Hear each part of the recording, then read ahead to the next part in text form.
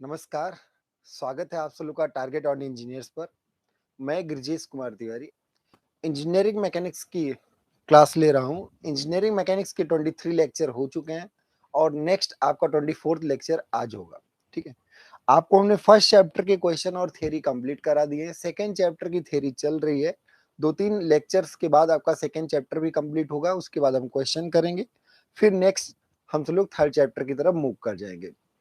ठीक है, तो आप सब लोग रेगुलर क्लास कर रहे होंगे। रेगुलर क्लास करने से आपको एक समझ डेवलप जरूर हो रही होगी कि इंजीनियरिंग मैकेनिक्स का बेसिक्स क्या है, कैसे हम सब लोग समझें, किस तरह के क्वेश्चन को अप्रोच करें और आगे बढ़ें। तो काफी कुछ आपको डिटेल में समझ में आ रहा होगा। रेगुलर क्लास करते रहिए, ध्यान रखिएगा। कंसिस्टेंसी बहुत ही इंपॉर्टेंट है। और आप अगर सिर्फ तैयारी कर रहे हैं या फिर रनिंग मोड में भी हैं तो भी आप लेक्चर्स को देखते रहिए। लेक्चर जब आप रेगुलर देखते रहेंगे तो आपको बहुत ही ज्यादा फायदा मिलेगा। कभी कभी क्या होता है कि एक बार बोलने से चीजें नहीं समझ में आती तो आप दोबारा भी लेक्चर को देख सकते हैं। ठीक है, तो हम सब लोग क्या क्या कर चुके हैं। लास्ट लेक्चर में हम सब लोग ने सेंट्रॉइड के बारे में डिटेल में जान लिया। सेंट्रॉइड ही ज्यादा हमारे लिए इंपॉर्टेंट है, पर centroid, centre of mass and centre of gravity तीनों आपके डिफरेंट थिंग्स हैं, सब अलग अलग हैं। पर अगर कुछ कंडीशंस हो तो तीनों सेम हो जाते हैं। अपने लेवल पे आप मार्क करिए कि हम सब लोग के मैक्सिमम क्वेश्चंस में, ऐसा नहीं, अलग क्वेश्चंस भी आते रहते हैं, हालांकि मैक्सिमम क्वेश्चंस में हमें ये ध्यान रखना है कि सेंट्रॉइड, सेंटर ऑफ मास और सेंटर ऑफ ग्रेविटी तीनों सेम रहते हैं। जब स्पेसिफिकली वो सेंट्रॉइड से ही रिलेटेड क्वेश्चन करेगा तभी आपसे सेंटर ऑफ मास और सेंटर ऑफ ग्रेविटी डिफरेंट होने की बात हो सकती है, ऐसा नहीं है। और तीनों की आपकी समझ भी है। प्रॉपर्टीज भी हमने आपको बताया, सिमेट्रिक एक्सिस भी बताया, सेंट्रॉइडल एक्सिस भी बताया, और आई थिंक आपको ये सारी चीजें समझ में आ रही होंगी। ठीक है, तो आज और कुछ केसेस, एक दो न्यूमेरिकल भी हमने आपको कराया, कुछ आपकी प्रॉपर्टीज, इंटीग्रल अप्रोच को भी देखा हमने। इंटीग्रल अप्रोच के साथ साथ हम सब लोग इंटीग्रल अप्रोच के साथ साथ कब हम कंपोजिट सिस्टम की तरह डिस्क्रीट अप्रोच को करेंगे उसको भी हम सब लोगों ने देखा। तो सारी चीजें वन बाय वन करके डिस्कस हो गई हैं। सेंट्रॉइड कंप्लीट हो चुका है। नेक्स्ट आपका मोमेंट ऑफ इनर्शिया है। तो अब आपको मोमेंट ऑफ इनर्शिया को डिस्कस करना है कि मोमेंट ऑफ इनर्शिया क्या है। और मोमेंट ऑफ इनर्शिया अगर क्या है तो उसको जानने के साथ साथ मोमेंट ऑफ इनर्शिया का अपना फिजिकल इंपॉर्टेंस क्या है। और फिजिकल इंपॉर्टेंस अगर है तो हमारी आप किस पर डिपेंडेंसी है, किस चीज पर आपका मोमेंट ऑफ इनर्शिया डिपेंड कर रहा है। मतलब ऐसी मल्टीपल चीजें आपके दिमाग में आनी चाहिए और सारी चीजें आपका क्या होगा, डिस्कस्ड होगा। ठीक, चैप्टर 2 चल रहा है, लेक्चर नंबर 24 है, मैकेनिक्स की क्लास चल रही है और मैं आप सब लोग के सामने गिरजेश कुमार तिवारी। ठीक है, आप सब लोग पढ़ाई करते रहिए मजे से, आपको कोई दिक्कत नहीं होना। आरआरबी के लिए भी आपका मैकेनिक्स और सोम इम्पोर्टेंट है, वो चाहे सिविल इंजीनियरिंग हो चाहे मैकेनिकल। तो आरआरबी के लिए भी इम्पोर्टेंट है, एसएससी जेई के लिए भी इम्पोर्टेंट है। कोई भी आप एई और जेई का एग्जाम दे रहे हैं तो ये क्लासेस तो आपको करनी ही पड़ेंगी, क्योंकि ये आप बेसिक्स छोड़ के आप एडवांस की तरफ बढ़ जाते हैं, बाद में बेसिक आपको समझ में नहीं आता। गेट का एग्जाम जब भी आए, आईआईटी कानपुर ने कराया, हमेशा फंडामेंटल्स पे कराया। फंडामेंटल क्वेश्चंस आपके हमेशा रहे। ठीक है, नए क्वेश्चन मिलने, गेट के एग्जाम में कोई रिपीटेड क्वेश्चन नहीं होगा, कॉन्सेप्ट रिपीट हो सकता है, क्वेश्चन रिपीट नहीं होगा। तो आपको नए सिरे से नई सोचने की क्षमता रखनी पड़ेगी। रटे रटाए क्वेश्चंस नहीं आएंगे। स्टेट जेई की बात कर रहे हैं, स्टेट एई की बात कर रहे हैं, तो वहां पर आपको गारंटीड है रटे रटाए क्वेश्चन आने हैं, समय कम है, तो एकदम आपको रटे रटाए क्वेश्चंस मिलने ही मिलने हैं, उसमें कोई दिक्कत नहीं है। ठीक है, तो आगे बढ़े अब हम लोग। Next, what is the moment of inertia, जड़त्व तो आघूर्ण क्या है। अगर आपको याद हो कि मूवमेंट के बारे में हमने डिस्कस किया था, किसी भी फिजिकल क्वांटिटी का मूवमेंट उसके पोजीशन वेक्टर को मल्टीप्लाई करने से मिलता है। किसी भी क्वांटिटी, फोर्स का मूवमेंट तो आर इंटू एफ, मास का moment R into M, area का मोमेंट आर इंटू ए। तो मूवमेंट एक तरीके से दो तीन बातें, मूवमेंट हमें रोटेशनल इफेक्ट को देता है, मूवमेंट हमेशा क्या बताता है, रोटेशनल इफेक्ट को बताता है। और मूवमेंट जो होता है वो क्या होता है, किसी भी किसी भी फिजिकल क्वांटिटी का मूवमेंट उसके पोजीशन वेक्टर और क्वांटिटी का प्रोडक्ट होता है। पोजीशन वेक्टर और क्वांटिटी का क्या होता है, प्रोडक्ट होता है। बात समझ में आ रही एकदम क्लियर, ठीक है। तो मूवमेंट के बारे में हम सब लोगों ने पहले भी डिस्कस किया, इस पर एक दो लेक्चर डिटेल में हुआ है। Moment equal to R cross कोई भी वैल्यू, चाहे ये आपका फोर्स हो सकता है, मास हो सकता है, एरिया हो सकता है, मोमेंटम हो सकता है। तो मोमेंट ऑफ मोमेंटम जिसका नाम देंगे वही हो जाएगा। यहां पर बात आ रही मोमेंट ऑफ इनर्सिया। अगर आपको याद हो तो इनर्सिया क्या होता है, इनर्सिया आपके मोशन को मतलब पोजीशन को, चेंज इन पोजीशन को रेजिस्ट करने की प्रॉपर्टी है। चेंज इन पोजीशन को क्या करना, रेजिस्ट करने की। अगर हम रेस्ट में हैं तो रेस्ट में ही रहना चाहते हैं, चेंज इन स्टेट को रेजिस्ट करने की प्रॉपर्टी बोल सकते हैं, ठीक है। अवस्था परिवर्तन का विरोध ही जड़त्व है। जड़त्व मतलब जड़ता है।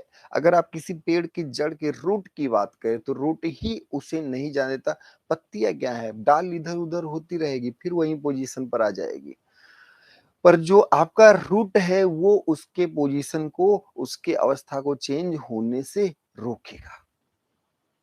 तो एक बात ध्यान रखिएगा कि व्हाट इज इनर्सिया, तो inertia is the resistance of change in state. अवस्था परिवर्तन का प्रतिरोध, विरोध ही आपका इनर्सिया है, ठीक है। और इनर्सिया को मास से मेजर करते हैं, हम लोग पहले ही बता चुके, जिसका मास ज्यादा उसकी इनर्सिया ज्यादा होगी, जिसका मास कम होगा उसकी इनर्सिया कम होगी। ये सारी बातें हो चुकी हैं। तो इनर्सिया को हम सब लोग किससे मेजर करते हैं, मास से मेजर करते हैं, ठीक है। मास ही बताता है कि किसी की इनर्सिया ज्यादा है कि किसकी इनर्सिया कम है। इस पर हम सब लोग पहले से भी समझ चुके हैं। अगर आप रेगुलर क्लासेस कर रहे हैं तो उसमें आपको हमने बताया भी होगा कि दो आपके पास मान लीजिए लड़के हैं, एक मोटा सा लड़का एक पतला सा, और दोनों सेम स्पीड से आ रहे हैं। अब आप बताइए किसको रोकना आसान होगा, तो जिसका मास कम है, पतले लड़के का मास कम है, उसका आप मोशन में है, उसको रोकना आसान होगा।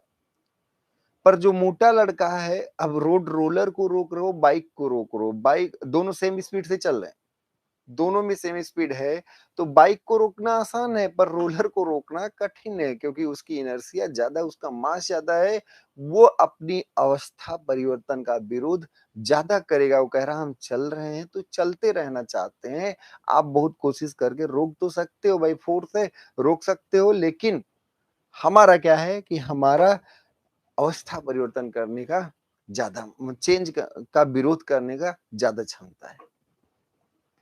ये सब बातें हो चुकी थी, फिर से हम सब लोग आते हैं। अब आता है रोटेशनल। तो रोटेशन की बात, जब भी कहीं कोई रोटेशन की बात करे, आपके दिमाग में रोटेशन कहाँ आएगा। हम आपसे कहें कि रोटेशन, देखिए ट्रांसलेशन, अगर एक बॉल ऐसे गिरता हुआ आपको दिख गया, मैंगो गिरता हुआ दिख गया, किसी को बॉल से ऐसे आप फेंक के मार दिए, या कार को एक होल बॉडी की तरह ट्रीट करिए, केवल पहिए पर मत फोकस करिए, तो कार भी आपको लगेगा कि ये पूरा ऐसे ट्रांसलेट कर रहा है, या आप स्लाइड कर रहे हैं तो स्लाइड कर रहे हैं, पूरी पूरी बॉडी आपकी ट्रांसलेट कर रही है। पर जैसे ही रोटेशन दिमाग में आएगा, रोटेशन दिमाग में आने का मतलब आपने फील किया, जो फैन है, जो आपकी सीलिंग फैन है, रात में आप सो रहे हैं, सीलिंग फैन देख रहे हैं, तो सीलिंग फैन देखने में आपको रोटेशन फील होता है। क्या होता है रोटेशन, यही भी बात आती है कि रोटेशन क्या होता है। तो आप, अगर आपको थोड़ा सा ध्यान हो तो सीलिंग फैन में आप देखिए तो एक रॉड लगा होगा, उसी रॉड के चारों तरफ आपके ब्लेड रोटेट कर रहे होंगे। किसी ने कहा सर सीलिंग फैन नहीं, स्टैंड फैन है हमारे पास, तो स्टैंड फैन भी देख सकते हैं, कोई ऐसी कोई बात नहीं है। जो आपका सीलिंग फैन होगा उसमें हॉरिजॉन्टल प्लेन में ब्लेड्स घूम रहे होंगे, स्टैंड फैन में वर्टिकल प्लेन में ब्लेड आपके घूम रहे होंगे। ठीक है, तो जब भी रोटेशन आपने सोचा तो रोटेशन में पहली सबसे बात आपके दिमाग में आएगी, एक एक्सिस होगा, एक फिक्स एक्सिस होगा। चाहे आप सीलिंग फैन देखिए चाहे स्टैंड फैन देखिए, दोनों में आपका एक फिक्स एक्सिस होगा जिसके चारों तरफ आपके पार्टिकल घूम रहे होंगे। किसी एक पार्टिकल को पकड़िए तो वो उस एक्सिस के चारों तरफ क्या हो रहा होगा, एक सर्कल में मोशन कर रहा होगा, चाहे हॉरिजॉन्टल चाहे वर्टिकल, वो उससे कोई लेना देना नहीं। बात यह है कि रोटेशन किसी एक एक्सिस के अबाउट एक ऐसा मोशन है जिसमें बॉडी के पार्टिकल्स उसी एक्सिस के चारों तरफ सर्कुलर पाथ में मोशन कर रहे होते हैं। रोटेशन, जब भी रोटेशन की बात है, अगर आपको सुदर्शन चक्र देखिए तो सुदर्शन चक्र में आपकी उंगली जो थी, मतलब जो भी आपकी मान्यताएं हो, तो आप जब भी मूवीज देखे होंगे तो सुदर्शन चक्र में जो आपकी उंगली जो फिंगर है वो एक्सिस, फिंगर है वो क्या है, एक्सिस है, और इसके चारों तरफ पार्टिकल्स क्या कर रहे हैं, सर्कुलर पाथ में मोशन कर रहे हैं। किसी एक पार्टिकल को आप मार्क करके उसकी बात करिए कि भैया तुम क्या कर रहे हो, वो कहेगा इसी के चारों तरफ एक सर्कल पाथ में, सर्कुलर पाथ में हम मोशन कर रहे हैं।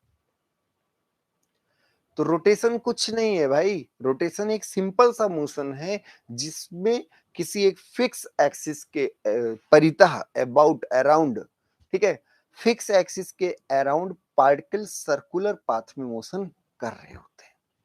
अब ध्यान दीजिए, जैसे रोटेशन वर्ड आया तुरंत आपने कहा कि गुरुजी एक एक्सिस होगा, क्योंकि उसी उसी से डिफिनीशन है, एक एक्सिस होगा, और एक्सिस जो होगा वो प्लेन ऑफ रोटेशन के परपेंडिकुलर होगा, जिस प्लेन में पार्टिकल रोटेट कर रहे होंगे। चाहे आप सीलिंग फैन, अगर आप ये लेक्चर सोते हुए लेटे हुए देख रहे हैं, कोई दिक्कत नहीं, बहुत लिखने की जरूरत नहीं है, एक सोच डेवलप करने की जरूरत है, क्वेश्चन तो आपके निकल ही जाएंगे, इसमें कोई बहुत बड़ी बात नहीं। फंडामेंटल्स आपके बहुत अच्छे होने चाहिए। फंडामेंटल्स अगर आपकी स्ट्रांग है तो गारंटी है आप किसी भी एग्जाम की तरफ बढ़ सकते हैं। तैयारी तो आपके हाथ में है, करना आपको ही है, मेहनत आपको ही करनी पड़ेगी। पर जब बेसिक्स आपके कमजोर होते हैं तो आपको डर लगता है कि क्या हम आगे अगला सब्जेक्ट पढ़ पाएंगे कि नहीं। तो अगला सब्जेक्ट पढ़ पाएंगे कि नहीं ये तय करेगा कि आपका फंडामेंटल किस लेवल का है। ठीक है, बात समझ में आ रही ना। चलो भाई, तो अब हम सब लोग आगे बढ़ते हैं और थोड़ी सी बातों को और समझते हैं।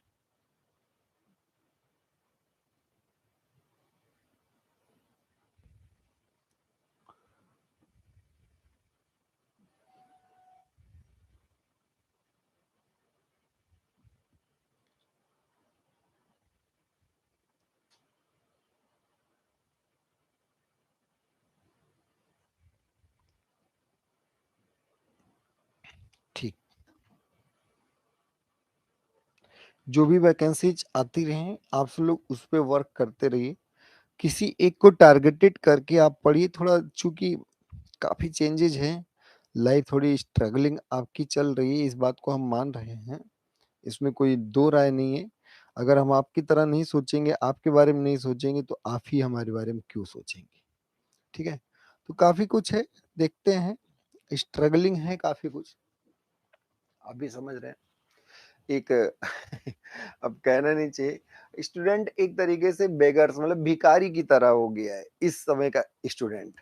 इस समय का स्टूडेंट एकदम ऐसे ही भिखारी, कुछ भी दे दो, ग्रुप डी भी दे दो, लाओ हाँ ठीक है, लोकोपाल हाँ वही दे दो, जे लाओ वही दे दो, ठीक है, आरआरबी जे बहुत अच्छा वही दे दो, यूपीआर में तो कहीं भी उसका मतलब कुछ पता नहीं है, बेचारे क्या करे क्या ना करे, बड़े मतलब दिक्कत में है, बड़ी तकलीफ में है। लेकिन चलिए कहीं कोई जॉब लग जाती तो बहुत अच्छी बात है। तभी उसी में उनके दौरान अरे गुरुजी कहाँ भूल गए, लेखपाल हो गए, हाँ लेखपाल भी दे दो, ऐसा वो भी दे दो, एसआई चलो नहीं ग्रेजुएशन नहीं किए, चलो अच्छा किए, चलो एसआई भी ले लो, कांस्टेबल हाँ कांस्टेबल भी दे दो।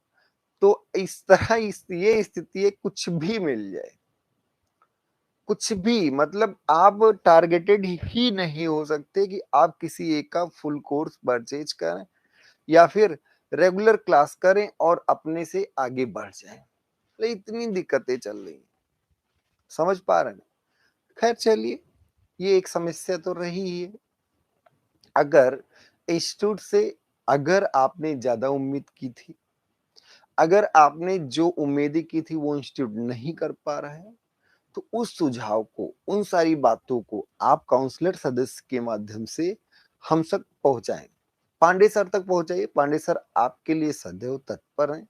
पांडे सर आपके लिए हमेशा बेहतर ही सोचते हैं और वो बेहतर ही करेंगे। खैर, तो जो भी समस्याएं हैं, जहां आपको लगता है कि ये गलत या ये सही, ये ऐसा हो जाता तो और बेहतर होता, तो वो सारी बातें आप पांडे सर को बताएं। या आपको कुछ ना कुछ अपने से रिलेटेड कोई डाउट हो गया कि नहीं हमारे ऐप में ये नहीं हो रहा है, हमें ये चीज नहीं मिल रहा है, तो उससे संबंधित आप सारी चीजें काउंसलर सदस्य से बात करें, क्योंकि नंबर आपको वही दिया गया है, उस पर बात करें और फिर आप डायरेक्टली पांडे सर से बात कर सकते हैं। ठीक है, वो आपको अच्छे से सारी चीजें समझा देंगे या फिर जो भी सोल्यूशन रहेगा वो आपको दे देंगे, क्योंकि वो आपके लिए ही तत्पर है। उनका एकेडमिक हेड है वो हमारे, वही सारी एकेडमिक सारी एक्टिविटीज देख रहे होते हैं। किस बैच में कौन सा कंटेंट कब डाला जाना है, कब डाला गया कि नहीं डाला गया, ये सारी चीजें, मतलब हर एक चीज से संबंधित पांडे सर ही हैं। हम सब लोग जस्ट टीचर हैं, आके पढ़ाए और आपको समझाने की पूरी कोशिश की, अपनी तरफ से पूरी ताकत लगाई गई। ठीक है, खैर चलिए, तो मोमेंट ऑफ इनर्शिया हमारा आपका चल रहा था। रोटेशन की बात आई थी। रोटेशन में हम सब लोग थोड़ा सीलिंग फैन की बात कर रहे थे। सोच रहे थे सीलिंग फैन तुम्हारी क्या औकात है, तो उसने कहा कि औकात मत देखना, हाँ ये ध्यान रखना एक रॉड है, उसी के अबाउट हम चक्कर लगा रहे हैं। अब जो रॉड है वो एक्सिस है और जो चक्कर लगा रहा है वो हॉरिजॉन्टल प्लेन में लगा रहा है। तो अब आपको यहाँ से ये समझ में आना चाहिए कि एक्सिस जो होता है वो प्लेन ऑफ रोटेशन के परपेंडिकुलर होता है। अब वही फिर सुदर्शन चक्र आ गया, तो एक्सिस जो होगा वो प्लेन ऑफ रोटेशन के क्या होगा, परपेंडिकुलर होगा। प्लेन ऑफ रोटेशन अगर हॉरिजॉन्टल है, अगर हॉरिजॉन्टल प्लेन में घूम रहा है, ऐसे मल्टीपल जगह आप रोटर देख सकते हैं यार। आप अगर टरबाइन में देखें, वहां रोटेशन हो रहा है, प्योर रोटेशन आपका रोटर। आप अपने टुल्लू पंप की बात, बॉल पंप जो है, आप बोरवेल के पंप को देखें, समरसेबल पंप के, जहां भी रोटेशन आपको मल्टीपल जगहों पे दिख जाएगा। रोटर्स लगे हुए हैं, मल्टीपल ऑप्शंस आपके पास है। ठीक है, तो रोटेशंस आपके डेली लाइफ में जुड़ा हुआ है, इसमें आप भाग नहीं सकते। अगर आपको और भी बेसिक, तो चारा काटने वाली मशीन को आप घुमाते रहिए। चारा काटने वाली मशीन का जो पहिया है वो रोटेशन कर रहा है किसके अबाउट, हॉरिजॉन्टल एक्सिस के अबाउट। वो वर्टिकल प्लेन में घूम रहा है और एक्सिस क्या है, हॉरिजॉन्टल। सिलाई मशीन को आप देख लीजिए, मतलब डेली लाइफ कितनी आसान है। मैकेनिक्स को आप कहीं भी देख सकते हैं। क्लियर हुआ ना? ऐसे कहीं भी हैंडल्स आप घुमा रहे हैं, चाहे आप फैन घुमा रहे हैं, धानु साने की बात चल रही है, सेग्रीगेट करना है आपको स्मॉल पार्टिकल्स और लार्ज पार्टिकल को, तो उस समय आप फैन के लिए रोटेट कराएं, तो रोटेशन आपको मल्टीपल ऑप्शंस में मिल जाएगा। ये बात आप जरूर ध्यान रखिएगा कि axis of rotation is perpendicular to the plane of rotation. Axis of rotation हमेशा प्लेन ऑफ रोटेशन के क्या होता है, परपेंडिकुलर होता है। क्लियर हो गई बात? आगे बढ़ते हैं और समझते हैं। तो अगर आप यहाँ पर इस सीलिंग फैन की ही बात करें, ये ब्लेड है और ये ब्लेड, तो यहाँ पर आपका प्लेन ऑफ रोटेशन जो होगा, the plane of rotation is horizontal, the plane of rotation is horizontal.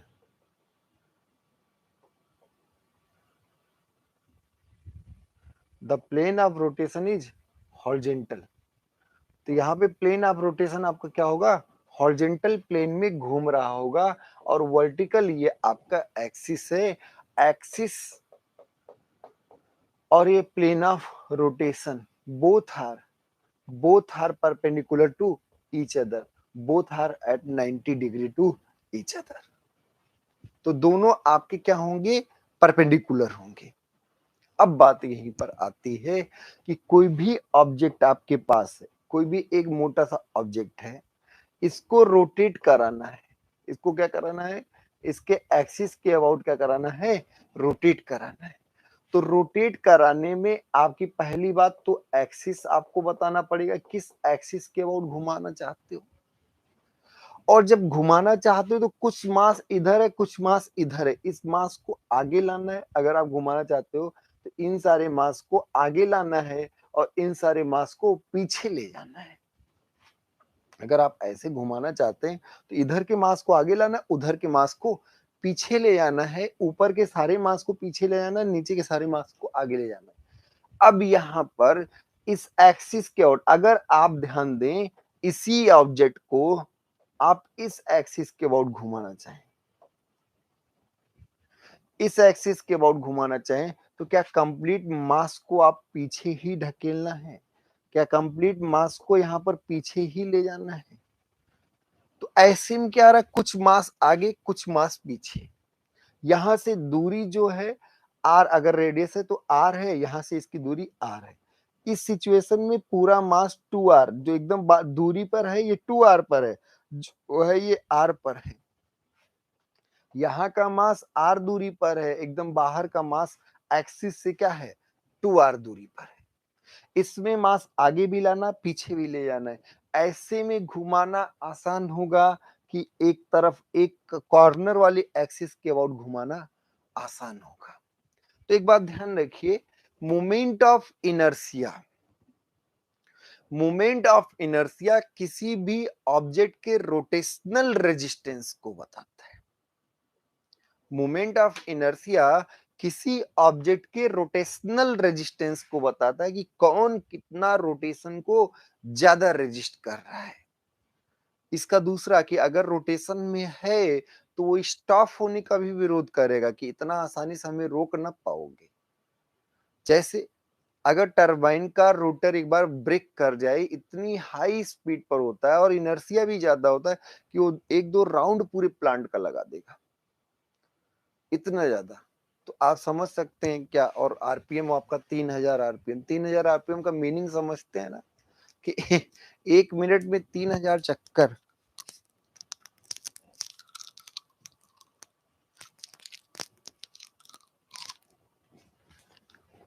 ठीक है,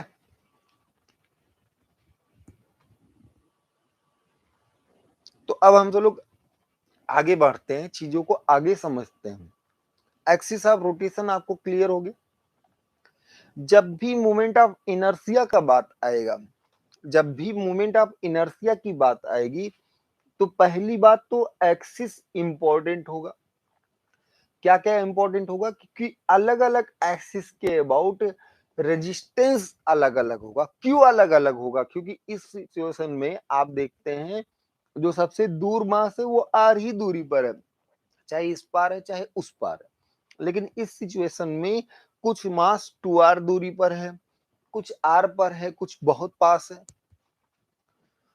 तो इस समय आप कह सकते हैं इसका इस तरह से रोटेशन और इस तरह से रोटेशन में दोनों में अंतर होगा।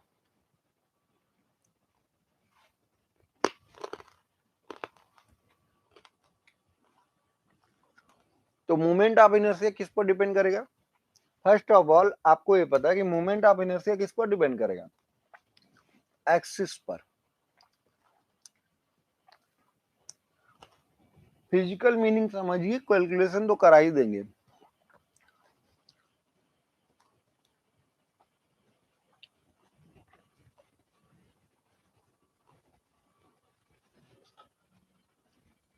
मोमेंट ऑफ इनर्शिया आपका एक्सिस पर डिपेंड करेगा। अब देखिए, मास पर तो डिपेंड करना ही करना है, जिसका मास ज्यादा उसका मोमेंट ऑफ इनर्शिया तो ज्यादा होगा ही होगा। तो एक्सिस पर डिपेंड करेगा, मास पर डिपेंड करेगा, उसके बाद मास डिस्ट्रीब्यूशन पर डिपेंड करेगा। किस पर डिपेंड करेगा, मास डिस्ट्रीब्यूशन, कि मास का एक्सिस के अबाउट कैसा वितरण है। ठीक है, एक्सिस के मास पर, सॉरी, एक्सिस पर, मास पर और मास के डिस्ट्रीब्यूशन पर डिपेंड करेगा। ठीक है, ये भी ध्यान रखिए। उसके साथ साथ डिस्ट्रीब्यूशन वर्ड बोल दिए तो उसी में आ गया कि डिस्टेंस पर भी डिपेंड करेगा। मतलब शेप पर भी डिपेंड करेगा। डिस्टेंस का मतलब किस पर, शेप पर भी डिपेंड करेगा, किस तरह का शेप है। वही मास अलग अलग शेप में बटा होगा तो अलग अलग होगा। शेप के साथ साथ साइज पर डिपेंड करेगा। तो ये आप थोड़ा सा मार्क करके समझिएगा, ठीक है। ये पूछा भी गया कई बार। Moment of inertia depends upon the axis of rotation, the position of axis of rotation and mass of the body and mass distribution of the object and the mass distribution of the object as well as shape and size of the body, ठीक है। तो moment of inertia depends upon axis, mass distribution, shape and size, किस तरह का shape है और किस size का है। अब एक्चुअल में मोमेंट ऑफ इनर्शिया है क्या। तो पहला बात हम मास मोमेंट ऑफ इनर्शिया की बात करते हैं। मास moment of inertia, mass moment of inertia, mechanics में इसकी ज्यादा जरूरत है और सोम में एरिया मोमेंट ऑफ इनर्शिया की ज्यादा जरूरत है। तो mass moment of inertia, mass moment of inertia जो होता है वो क्या होता है, M R into R, M R into R. अब यहां से ध्यान दीजिए, तो इसका नाम क्या होगा, moment of mass, moment of mass. क्यों मोमेंट ऑफ मास, क्योंकि m इंटू आर है। और फिर उसका मोमेंट, फिर क्या है उसका मोमेंट, मोमेंट ऑफ मास का मोमेंट। तो यहां पर मास मोमेंट ऑफ इनर्शिया का दूसरा नाम भी है। क्या दूसरा नाम है, moment of, moment of moment of mass.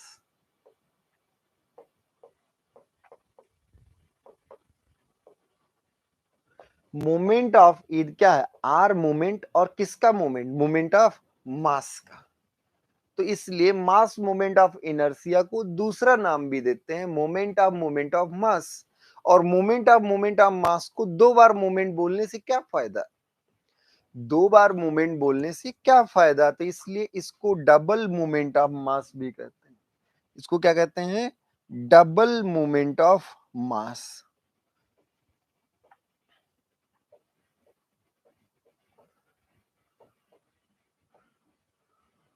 ठीक है, फिर से समझिएगा, मास moment of inertia, mass moment of inertia is the product of square of distance and mass of the object. ठीक है, तो product of square of the object, ध्यान रखें। अब बताइए, आई जो है इसको हम क्या लिख सकते हैं, एम आर स्क्वायर। तो आप डिफरेंस मतलब डिफिनीशंस करना है तो क्या है, मास मोमेंट ऑफ इनर्शिया मास और दूरी के स्क्वायर का गुणनफल होता है। मास मोमेंट ऑफ इनर्शिया मास और दूरी, किससे दूरी, कहां से दूरी, तो मास की एक्सिस से दूरी। अब बात समझ में आ रही, अगर एक्सिस बदल देंगे तो आर बदल जाएगा। उसी मास की axis rotation, axis of rotation बदल दे तो डिस्टेंसेस बदल जाएंगी। तो इसलिए डिफाइन करते वक्त ये बात बोलना पड़ेगा कि किसी भी एक्सिस के अबाउट, किसी दिए गए एक्सिस के अबाउट, किसी for the given axis of rotation, किसी दिए गए एक्सिस के अबाउट मोमेंट ऑफ इनर्शिया, क्योंकि एक्सिस बदले तो मोमेंट ऑफ इनर्शिया बदल जाएगा उसी ऑब्जेक्ट का। कुछ नहीं बदलाव करना है, बस पूछना है कि इस एक्सिस के बजाय इस एक्सिस का बताओ।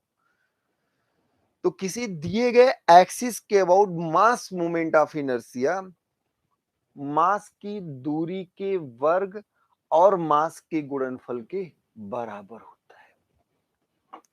मास की दूरी के वर्ग, एक्सिस से मास की दूरी के स्क्वायर, जो आपका स्क्वायर है, ठीक है।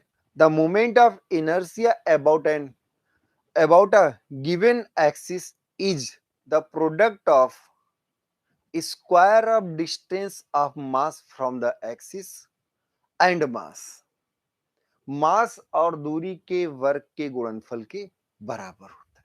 इस प्रकार मोमेंट ऑफ इनर्शिया एक्सिस पर, मास की दूरी पर, मास के डिस्ट्रीब्यूशन पर, शेप और साइज पर डिपेंड करता है। मास moment of inertia moment of mass का मोमेंट होता है, मोमेंट ऑफ मास का मोमेंट होता है।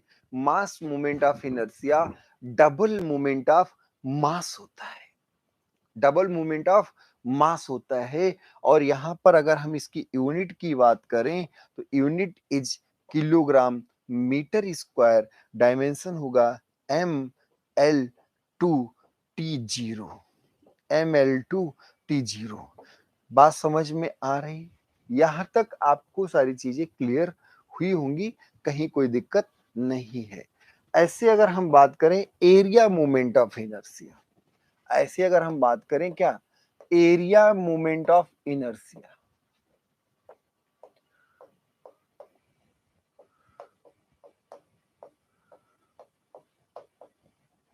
तो एरिया मोमेंट ऑफ इनर्शिया क्या होता है?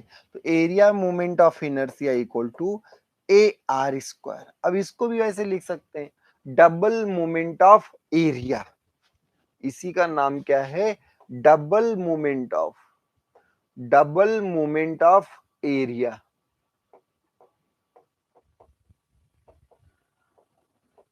इसका नाम है डबल मोमेंट ऑफ एरिया या मोमेंट ऑफ एरिया, या इसी को लिख सकते हैं moment of area.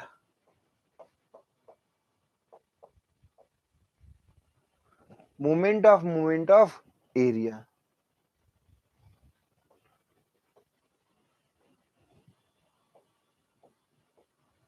Moment of area मतलब आप इसको ए आर इंटू आर लिख सकते हैं। इसका अगर यूनिट की बात करें, moment area moment of inertia, इसका यूनिट होगा मीटर टू द पावर 4, इसका यूनिट होगा मीटर टू द पावर 4।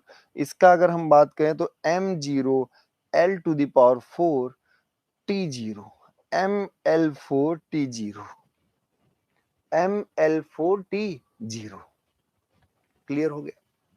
हमारे हिसाब से आप सब लोग को मोमेंट ऑफ इनर्शिया की बेसिक डेफिनेशन क्लियर हो गई होगी। किसी भी गिवन एक्सिस के अबाउट मोमेंट ऑफ इनर्शिया, अगर मास की बात कर रहे हैं तो उस एक्सिस से मास की दूरी के वर्ग और मास के गुणनफल के बराबर होता है। किसी गिवन एक्सिस के about area moment of inertia उस एक्सिस से एरिया के डिस्टेंस के वर्ग और स्क्वायर और एरिया के गुणनफल के बराबर होता है। कुछ ऐसे ही बोल देना है, ये ए और आर स्क्वायर का गुणनफल होता है। ए है एरिया, आर स्क्वायर का है एक्सिस से एरिया की दूरी, और स्क्वायर का मतलब स्क्वायर है। ठीक है, कुछ कठिन तरीके से नहीं पढ़ना है। अब क्वेश्चन किस पर डिपेंडेंसी है, तो ये एरिया पर डिपेंड करेगा, शेप और साइज पर डिपेंड करेगा, एक्सिस पर डिपेंड करेगा। एक्सिस बहुत इंपॉर्टेंट है मोमेंट ऑफ इनर्शिया के लिए, एक्सिस बहुत इंपॉर्टेंट क्योंकि वो एक्सिस पर डिपेंड करता है, और एक्सिस से डिस्टेंस पर डिपेंड करेगा। क्लियर हो लिए ना सब लोग? आगे बढ़े, आगे बात हम सब लोग करते हैं। ठीक है, चलिए, तो यहां तक आप सब लोग समझ चुके होंगे। देखिए वो सब डेफिनेशंस अभी पढ़ लिया जाएगा, कोई बहुत कठिन चीजें नहीं है, समझने की बात है। अब जैसे मान लीजिए कि कोई एक धागा है, इससे आर दूरी पर, इससे आर दूरी पर एक कैपिटल एम मास है, ये पूरा एम मास है, और इसके अबाउट आपसे मोमेंट ऑफ इनर्शिया इस एक्सिस के अबाउट पूछ लिया गया, मोमेंट ऑफ इनर्शिया बताओ। तो आप कहोगे गुरुजी एम मास आर दूरी पर तो M R square, M mass R दूरी पर है तो क्या होगा, एम आर स्क्वायर। ऐसे अगर आपसे पूछें कि एक बेटलेस रॉड है और यहाँ दो मासेस लगे, इस एक्सिस के और बताओ, ये दूरी आपकी L/2 है और ये दूरी क्या है, L/2 है। तो इसके अबाउट मोमेंट ऑफ इनर्शिया की बात करें और ये भी मास m है, ये स्मॉल m है, तो मोमेंट ऑफ इनर्शिया इस एक्सिस के अबाउट दूरी कितनी है, L/2 का होल स्क्वायर कितनी m, और इसके लिए दूरी कितनी, L/2 का whole square into small m। तो यहां से मोमेंट ऑफ इनर्शिया जो आएगा वो क्या आएगा, m plus small m by 4 L square. मतलब आपको क्या करना है, एकदम बेसिक तरीके से हमने बता दिया कि एक्सिस से दूरी का स्क्वायर इनटू मास। एक्सिस से क्या है, एक्सिस, अब ये एक्सिस देखिए एक्चुअल में बोर्ड के परपेंडिकुलर ऐसे बाहर की तरफ है भाई, ऐसे बाहर की तरफ, उधर L/2 इधर L/2। तो आपने कहा ये तो बीच में तो मासलेस है, क्वेश्चन में दिया नहीं है तो मासलेस है, और ये मास L/2 दूरी पर, ये मास L/2 दूरी पर, तो क्या हो गया, m L/2 का whole square plus small m L/2 का होल स्क्वायर। तो यहां से आया capital M plus m/4 L square. Capital M plus m/4 क्या हो गया, L स्क्वायर। क्लियर हो गई नहीं सारी बातें, आगे बढ़े। मतलब बहुत आसान तरीके से करना है, कुछ इसमें कठिनाई नहीं है। अब क्वेश्चन ये आता है कि मान लीजिए कि हमारा एक रॉड है, एक क्या है, रॉड है, और इस पूरे रॉड का मास कैपिटल M है, इस पूरे रॉड का मास कैपिटल M है, इसकी लेंथ L है, इसकी लेंथ क्या है, L है, इसकी लेंथ आपको L दिया है। अब किसी ने कहा कि इस एक्सिस के अबाउट मोमेंट ऑफ इनर्शिया बताओ, जो इसके परपेंडिकुलर बोर्ड के बाहर ऐसे है, इसके अबाउट मोमेंट ऑफ इनर्शिया बताओ। देखिए एक्सिस इसलिए बोलना जरूरी हो जाता है क्योंकि moment of inertia axis to axis vary करेगा, और इसमें बहुत अच्छी फीलिंग भी है कि जब एक्सिस बदल दोगे तो सर डिस्टेंस ही बदल जाएगा हर एक मास का। अब इसी मास से पूछो कि भैया तुम्हारा इस एक्सिस से क्या दूरी, तो आपका ये कहेगा L, लेकिन अगर यहाँ एक्सिस होता तो L/2 होता था। किसी भी मास का किस तरह से डिस्ट्रीब्यूशन है एक्सिस के अबाउट, तो वहां मायने रखता है कि आपको एक्सिस बोलना बहुत जरूरी है। तो यहां पर आप आए और यहां पर आपने कहा कि मोमेंट ऑफ इनर्शिया बताओ, तो किसी ने कहा कि भैया ये तो मास है इकट्ठा है ही नहीं, क्या ये पूरा मास एक ही जगह पर है, नहीं, ये पूरा मास बटा हुआ है। अब कहते सब बीच में मान सकते, अरे मास मान सकते पर मास, हर एक मास की दूरी तो अलग अलग है। तो यहां पर इंपॉर्टेंट है, यहां पर ध्यान देने की बात है कि चूंकि मास एक जगह है ही नहीं, तो कौन सा मास ले, कौन सी दूरी ले। यहाँ हाँ यहाँ भी मास है पर ये मास पूरा तो नहीं है, इसकी दूरी अलग है। यहां भी तो मास है, यहां भी तो मास है, पूरा मास जो कैपिटल M मास है वो क्या है, L डिस्टेंस पर बटा हुआ है। तो ऐसे में क्या अप्रोच करें, तो ऐसे में आप पहले समझिए कि भाई हमें पूरा मास M है और L लंबाई है, तो एक किसी छोटे से टुकड़े की बात करें तो ये क्या आएगा, किलोग्राम पर मीटर। ये क्या होगा, लीनियर मास डेंसिटी, इसका नाम क्या होगा, linear mass density. Linear mass density क्या बताता है कि पर यूनिट लेंथ ऑब्जेक्ट का मास कितना है, पर यूनिट लेंथ। तो ये पूरा मास तो बटा हुआ, पर एक अगर मीटर हम ले कहीं पर लंबाई ले ले, किलोग्राम पर मीटर अगर दिया है तो इतना लैम्डा किलोग्राम उसका मास होगा। तो lambda represent the linear mass density of the object which is equal to the mass to the length, which is equal to the total mass to the total length of the object. The unit of linear mass density is kilogram per meter. Unit of linear mass density is kilogram per meter. Okay, clear? तो moment of inertia ये आपका M/L हो गया, linear mass density. आगे बढ़े, अब इस पे अगर हम अप्रोच करें कि कैसे मोमेंट ऑफ इनर्शिया निकालें, तो किसी ने कहा देखो भाई क्या है ना कि ऐसे में मामला आप खुद ही झगड़ा भिड़ा दियो। तो हमने कहा कोई बात नहीं, आप किसी R दूरी पर चलो, किसी कितनी दूरी पर, R दूरी पर, और एक छोटा सा टुकड़ा DR कट करो। कितना कट करो, डी आर कट को। अब बताओ इसका मास, डी आर का मास कितना होगा, तो इसका छोटा सा जो मास होगा वो होगा लेमडा इंटू डी आर। अब आप बताओ ये कैसे? अरे भाई पर यूनिट लेंथ हमें पता है, और अगर हमने लेंथ डी आर लिया तो छोटा सा मास होगा, क्या होगा, लेमडा इंटू डी आर, और इसकी दूरी इस एक्सिस से क्या है, आर। तो आप कहोगे उस छोटे वाले मास का दूरी है डी आर, ये छोटे वाले मास का इस एक्सिस के और मोमेंट ऑफ इनर्शिया, पूरे रॉड का नहीं। हमने आर दूरी पर डी आर थिकनेस कट किया, एक छोटा सा डी आर एलिमेंट लिया। ये डी आर कितनी दूरी पर है एक्सिस से, आर दूरी पर है। इसका अगर मोमेंट ऑफ इनर्शिया आपसे पूछे तो आप कहोगे आर स्क्वायर इंटू इसका मास, आर स्क्वायर इंटू इसका मास। पर ऐसे छोटे छोटे तो ढेर सारे टुकड़े आप कर सकते हैं ना, यहां से लेके इतना छोटा छोटा छोटा छोटा, बाद में क्या कर सकते हैं, इंटीग्रेट। तो एक नया फॉर्मूला आया, integral R square D M आपका क्या हो गया, moment of inertia.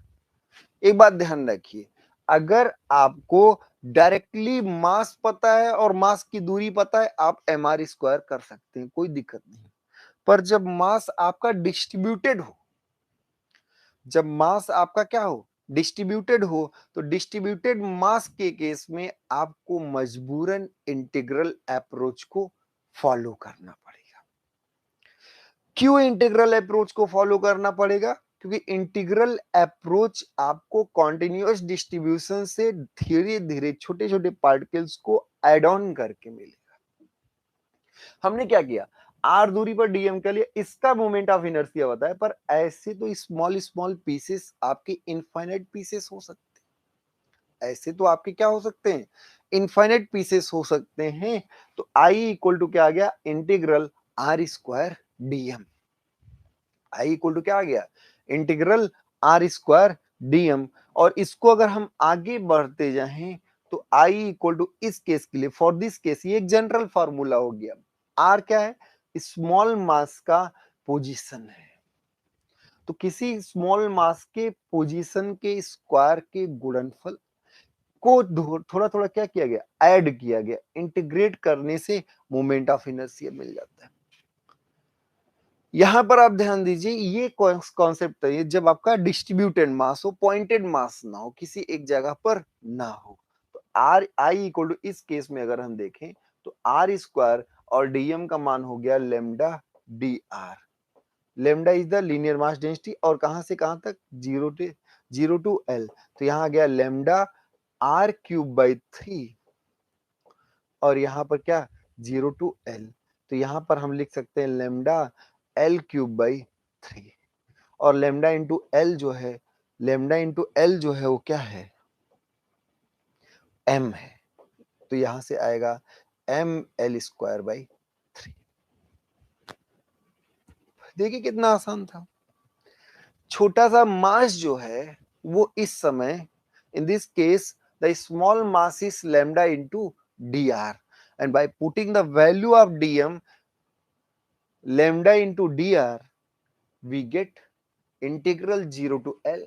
R varies from 0 to L because some mass is at 0, R equal to 0, and some mass is also at R equal to L, and all these masses, all the other masses are in between 0 to L.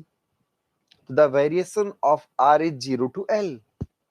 The variation of R is 0 to L. So then integral 0 to L R square lambda dr, and lambda is constant because lambda is the linear mass density, and linear mass density can be calculated with the help of total mass and total length. Lambda equal to the total mass upon total length. Clear? तो कोई बात नहीं, हम लोग easily कर ले रहे हैं। और यहाँ आर स्क्वायर का आर क्यूब बाई 3 इंटीग्रेशन होगा, और 0 to L lambda L cube by 3, where lambda into L equal to total mass. इस समय इस एक्सिस के अबाउट मोमेंट ऑफ इनर्शिया निकल के आया, इस एक्सिस के अबाउट मोमेंट ऑफ इनर्शिया क्या निकल के आया, M L square by 2, sorry M L square by 3 ml/3। अब देखिए पूरा ही नहीं कि एक जगह, यहां पर केवल क्या है, मास का मूवमेंट नहीं है, मास के मूवमेंट का मूवमेंट है, डबल मूवमेंट है। मूवमेंट में क्या रहता है, मूवमेंट पॉजिटिव निगेटिव हो सकता है, क्योंकि पोजीशन वेक्टर आपका क्या हो सकता है, पॉजिटिव भी हो सकता है, निगेटिव। कुछ मास राइट साइड है तो कुछ लेफ्ट साइड भी हो सकते हैं, और राइट साइड को अगर पॉजिटिव लिया है तो left side by default negative होगा ही होगा, उसमें कोई बड़ी बात नहीं। बात यहां पर ये आ जाती है कि लेफ्ट साइड को पॉजिटिव लिया तो राइट साइड नेगेटिव हुआ अगर, और हम स्क्वायर कर दें तो चाहे लेफ्ट हो चाहे राइट, स्क्वायर करने पर पॉजिटिव ही होगा। चाहे नेगेटिव हो चाहे पॉजिटिव हो, पर स्क्वायर करने पर पॉजिटिव। तो इसलिए आप ये नहीं कि एक जगह कंसंट्रेटेड मान के उसके स्क्वायर को गुणा करके आंसर कर दी, नहीं। यहाँ डिस्ट्रीब्यूशन भी इंपॉर्टेंट है। मास मोमेंट ऑफ इनर्शिया एक्सिस और एक्सिस के अबाउट मास डिस्ट्रीब्यूशन पर डिपेंड करता है। क्लियर हो लिए सब लोग? तो हम सब लोग दो बातें समझ में आया कि हम moment of inertia, basically mass moment of inertia हो चाहे एरिया, ये होता है mr², या फिर यही आपका क्या होता है,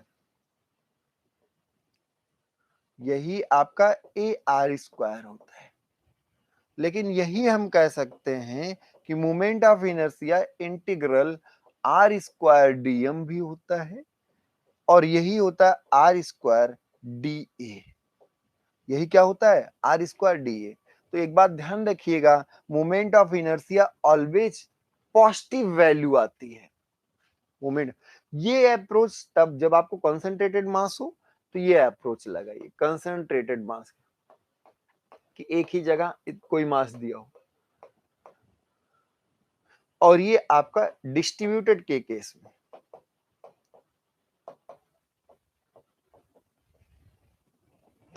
सॉरी, ये आपका क्या है, डिस्ट्रीब्यूटेड के केस में।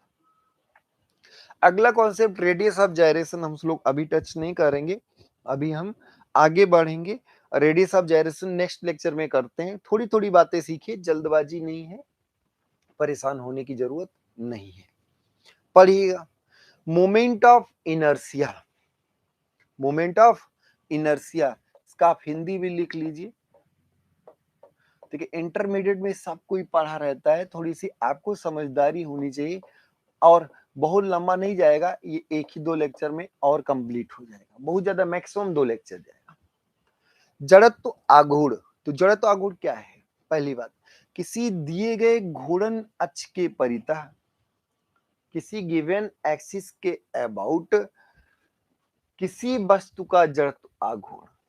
तो ये इंपॉर्टेंट है कि एक्सिस के about, the moment of inertia about any given axis, the moment of inertia about any given axis, किसी वस्तु को, वही लिखा हुआ है कि the moment of inertia of an object about a given axis, उसके कणों के द्रव्यमानों, और उसमें मान लीजिए ढेर सारे मल्टीपल मासेस हैं, द्रव्यमानों और घूर्णन अक्ष से कणों की संगत दूरियों, घूर्णन एक्सिस मतलब आपका रोटेशनल एक्सिस से मास की दूरियां, क्रॉसपोंडिंग डिस्टेंस से के वर्ग के गुणनफलों का योगफल है।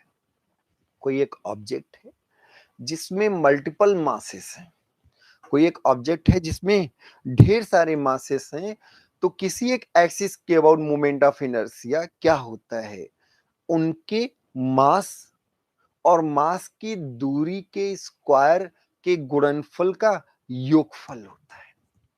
मास की दूरी के स्क्वायर के गुणनफल का क्या होता है, योगफल होता है।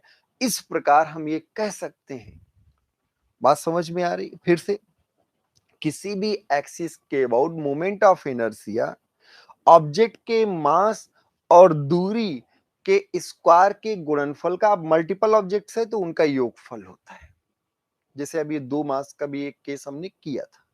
अब आगे इस प्रकार हम ये कह सकते हैं, क्या कह सकते हैं कि यह मतलब मोमेंट ऑफ इनर्शिया, यह मतलब क्या है, मोमेंट ऑफ इनर्शिया। तो मोमेंट ऑफ इनर्शिया वस्तु के द्रव्यमान घूर्णन अक्ष के सापेक्ष द्रव्यमान के वितरण पर निर्भर करता है। मास मूवमेंट ऑफ इनर्शिया मास और मास डिस्ट्रीब्यूशन पर डिपेंड करता है। और एक बात हमने आपको और बताई है कि एक्सिस ऑफ रोटेशन पर भी डिपेंड करता है, शेप और साइज पर भी डिपेंड करता है। तो ये सब चीजें आप बेसिकली समझ गए होंगे। आज के लेक्चर में हम रेडियस ऑफ जायरेशन नहीं कर रहे हैं, नेक्स्ट लेक्चर में करेंगे। आज के लिए इतना ही करते हैं। आप रेगुलर क्लास एक बेसिक मोमेंट ऑफ इनर्शिया को आप सीख गए। इसके बाद हम लोग आगे बढ़ेंगे, 2 थियरम्स होंगे, उन थियरम्स को हम लोग अच्छे से डिस्कस करेंगे। परेशान होने की कोई जरूरत नहीं है, सब कुछ बहुत आसान है, सब कुछ धीरे धीरे आगे बढ़ता रहेगा। ठीक है, रेगुलर क्लास करें, अपना ख्याल रखें, अपने परिवारजनों का ख्याल रखें, खुश रहें, मस्त रहें, पढ़ाई लिखाई करते रहें। बहुत बहुत धन्यवाद।